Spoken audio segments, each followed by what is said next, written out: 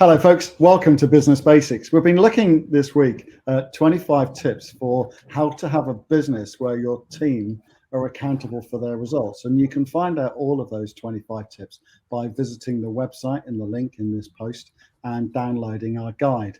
In the meantime, today we're looking at a section around fostering open communication. And I'm joined by the absolutely brilliant Andy Hemming to talk about that. Andy, it's great to see you. Thank you for joining.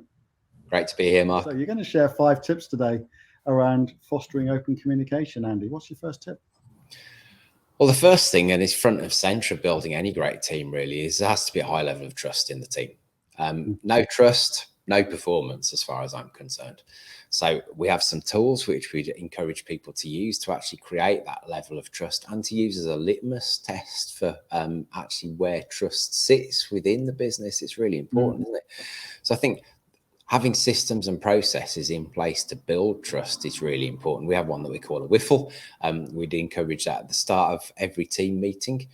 And for me, the superficiality or depth of those WIFLs is something that gives me a really, really clear indicator on where the level of trust is at. And a WIFL, by the way, is what I feel like expressing, with the optimum word in there being feel.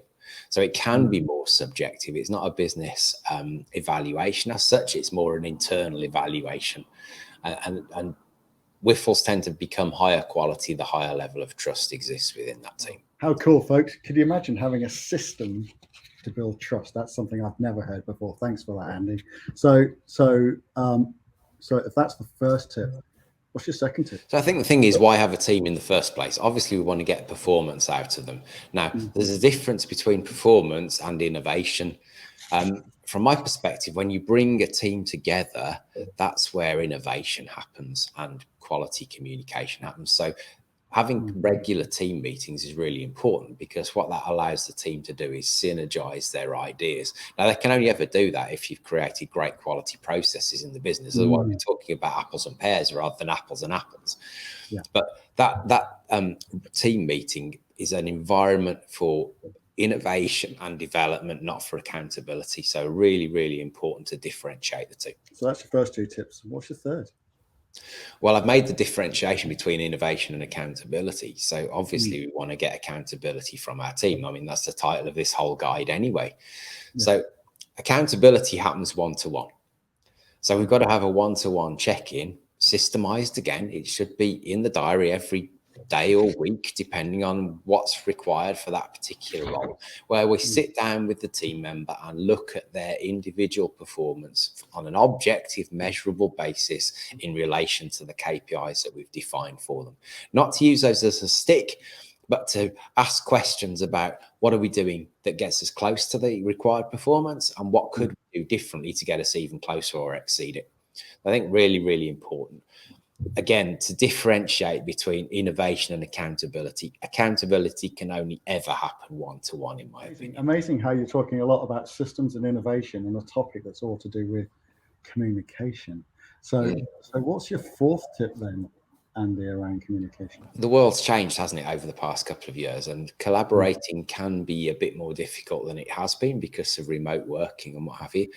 Though we have plenty of technology at our fingertips, not just from the point of view of platforms like Zoom and Teams and all that kind of stuff, but we also have project management software, things like Zapsys and whatever else that we can tap into to help a team perform more effectively. So I think it's about really understanding that, I heard Clive Woodward speak a couple of years ago, and he said, the team with the best technology wins.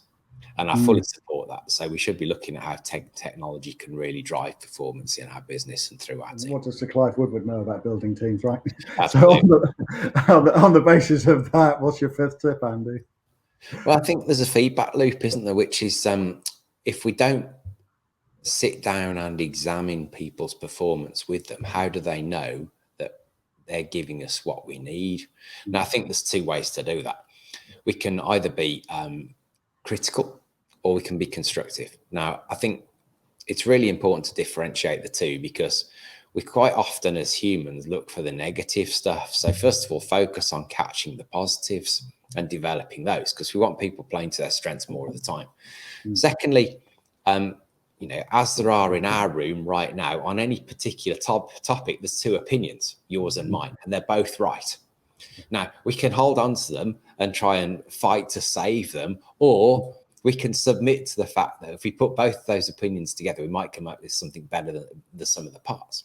And I think that's the point of having a team, isn't it? So that constructive feedback loop and circling right back round to that trusting environment, if people feel that they can have constructively critical conversations whereby we're trying to put stuff together to create more than the sum of the parts, then we're going to accelerate performance through the team. So I think that's the last really important point here. That's 5 fantastic tips, Andy. Thank you so much for coming on today.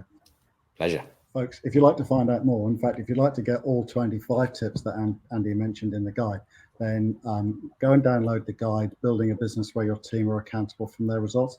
You can get it from the website, and you can follow the link in this post. We can't wait to hear from you. Speak to you soon. Bye for now.